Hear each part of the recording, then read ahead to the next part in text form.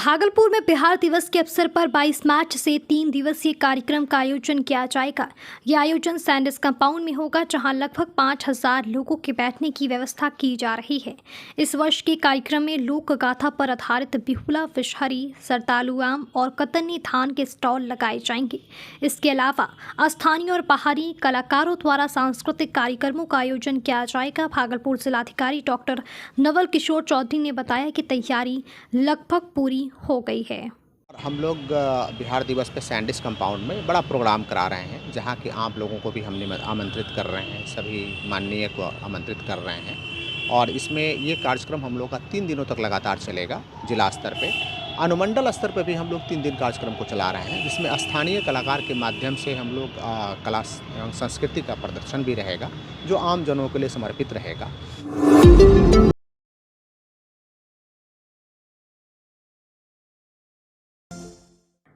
भागलपुर के नवगछिया में केंद्रीय मंत्री नित्यानंद राय के भांजे विश्वजीत की हत्या के दूसरे दिन घर का माहौल काफी गमगीन है। जिस जगह पर हादसा हुआ वहां पत्नी निशा और घर के परिजन आते जाते नजर आए। घर के सामने एक खटिया पर चचेरी दादी रोती रही। बगल में निशा भी बैठी थी। वो अपने पति विश्वजीत को याद कर बार बार कह रही थी कि कहाँ चले गए हैं, कोई मेरे पति को ले आओ। विश्वजीत के 2 बेटे हैं, एक बेटा दिव्यांग है। उसे देखकर निशा रोते ही जा रही थी। बाकी परिजन फोन पर घटना की चर्चा करते दिखे।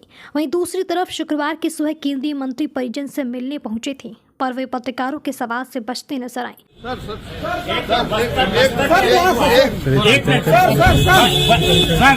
बस्तर में घटना हुई है। सर कुछ बता दीजिए, आपके घर में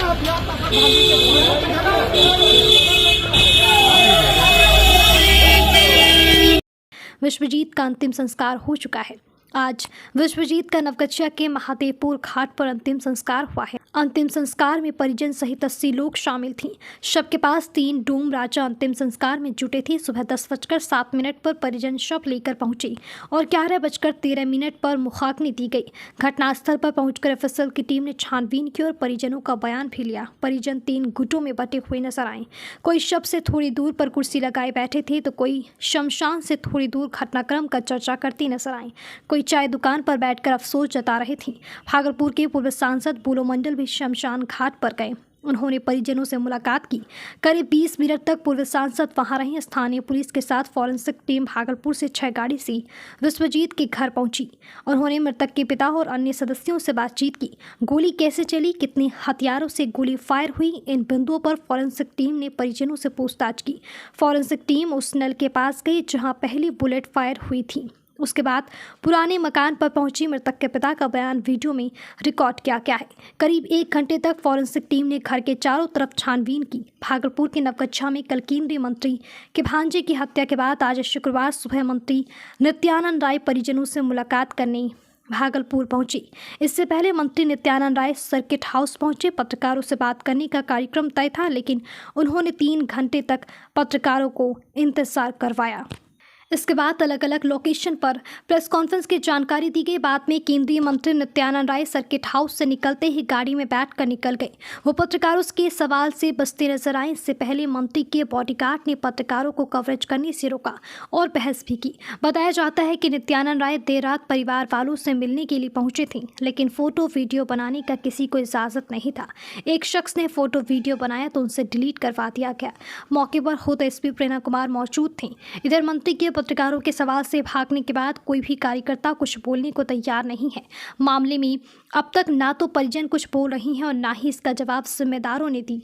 दरअसल भागलपुर के नवगछिया में केंद्रीय राज्य मंत्री नित्यानंद राय के भांजे की भाई ने गोली मारकर हत्या कर दी। दोनों भाइयों के बीच जमकर झड़प हुई। जयजीत ने अपने ही सगे भाई विश्वजीत की गोली मारकर हत्या कर दी। बीच बचाव करने आई मां को भी हाथ में गोली लगी है। इस वारदात के बाद इलाके में सनसनी फैल गई है। इस घटना में विश्वजीत की मौत हो गई है, वहीं जयजीत और उसकी मां घायल है। पीएमसीएच में उनका इलाज चल रहा है।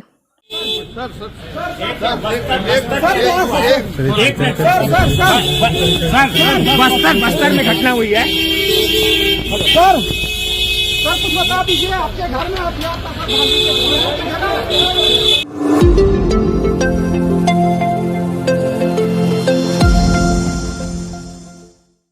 भागलपुर के विशेष उत्पाद न्यायालय ने 2 अभियुक्तों को कारगिल कुमार और प्रदीप कुमार यादव को शराब की तस्करी के मामले में दोषी पाया है।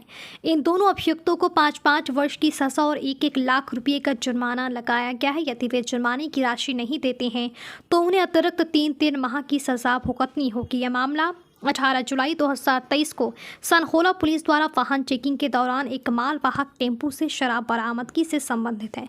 पुलिस ने मालवाहक टेम्पू से 80 लीटर देशी शराब और 13 लीटर विदेशी शराब बरामद की थी। अभियोजन की तरफ से सरकार के विशेष लोक अभियोजक भोला कुमार मंडल ने बहस की और उनके सहयोगी अधिवक्ता राजेंद्र कुमार, रवि रंजन कुमार, पिंटू कुमार सिंह और संजीव कुमार शर्मा उपस्थित थे। उस एडीजे 12 उत्पाद कोड 2 में उसको आज सजा सुनाई गई डॉक्टर कुमार को अभियुक्त के रूप में, और 5 साल की सजा, 1 लाख रुपया की जुर्माना, नहीं देने पर 3 महीना।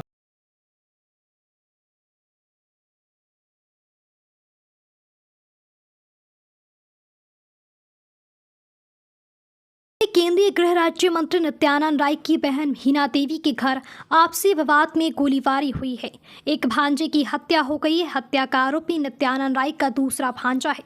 यानी गोलीबारी 2 सगे भाइयों में हुई है, जिसमें छोटे भाई विश्वजीत उर्फ विकल की मौत हो गई है।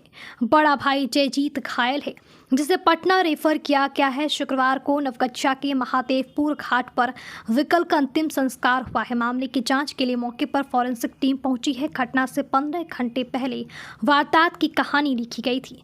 जिस छोटे भाई विकल की मौत हुई है वो बुधवार की शाम ही पिस्टल लेकर घर पहुंचा था।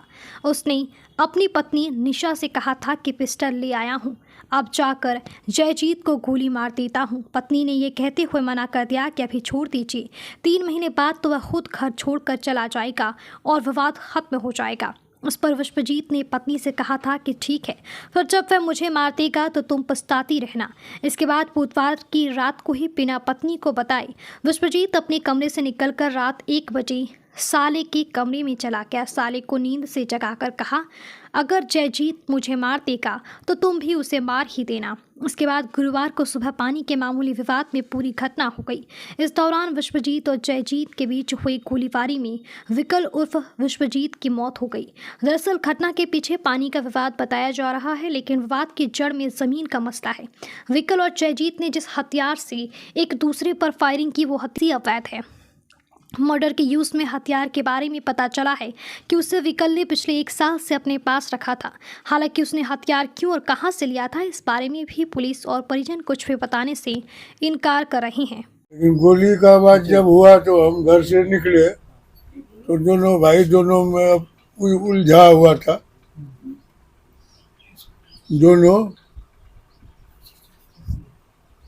दोनों को मतलब मारने के लिए तत्पर था।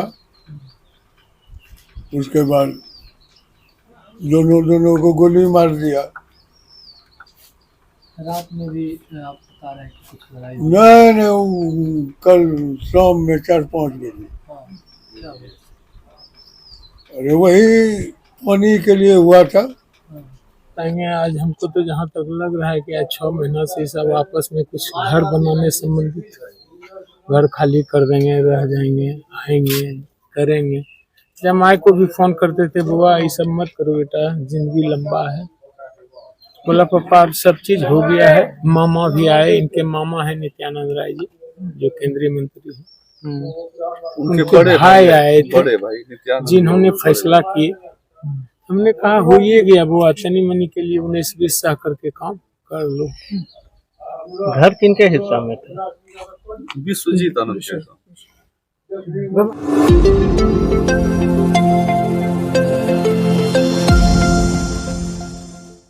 भागलपुर के सुल्तानगंज थाना क्षेत्र में लूटकांड के 2 अपराधियों को गिरफ्तार किया गया है।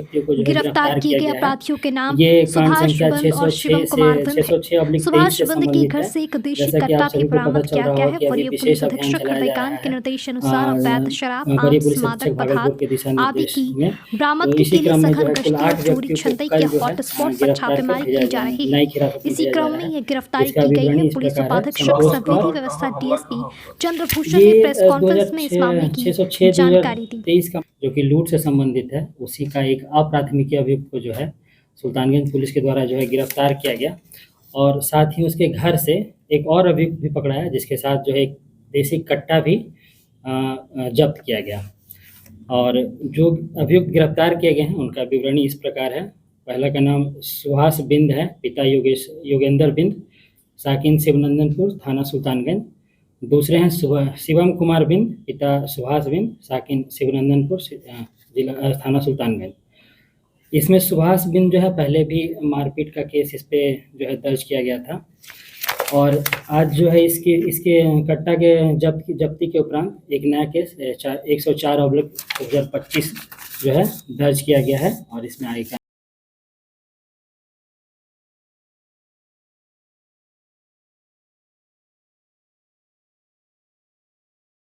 तिलका मांझी भागलपुर विश्वविद्यालय भागलपुर एवं नेहरू युवा केंद्र भागलपुर द्वारा संयुक्त रूप से आयोजित विकसित भारत युवा संसद के जिला स्तरीय संसद में कटिहार, बांका और भागलपुर के 100 से अधिक प्रतिभागियों ने विपाकी से अपने राय को रखा। एक राष्ट्रीय एक चुनाव पर उनके पक्ष रखने के आधार पर निर्णायक मंडल ने 10 सर्वश्रेष्ठ वक्ताओं को राज्य विधानसभा के लिए चयनित किया है। इस 10 वक्ताओं को आगामी 2 अप्रैल को बिहार विधानसभा में बैठकर संविधान के 75 वर्ष विषय पर अपना पक्ष रखने का अवसर प्राप्त होगा।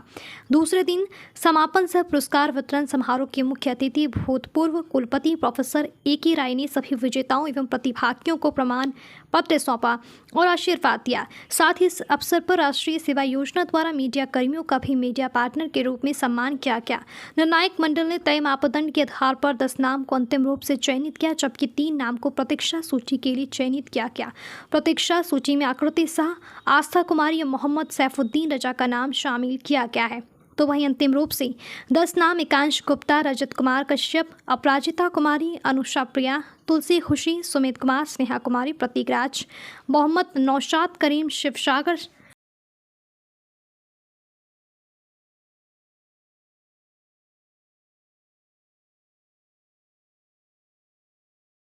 एसोसिएशन ने अपनी मांगों को लेकर एक बैठक आयोजित की। बैठक की अध्यक्षता जिलाध्यक्ष रंजन यादव ने की है, जिन्होंने कहा कि बिहार सरकार ने जन विक्रेताओं के साथ वादा खिलाफी की है। उनके मुख्य मांगे हैं कि 30,000 रुपये मानदेय दिया जाए या 300 रुपये कमीशन दिया जाए, जन विक्रेताओं को साप्ताहिक छुट्टी दी जाए, अनाज को सही माप के साथ दिया जाए। बैठक में यह निर्णय लिया गया कि अगर सरकार उनकी मांगे नहीं मानती है तो वह बिहार सरकार के खिलाफ मतदान करेंगी और सरकार को उखाड़ फेंकेंगे।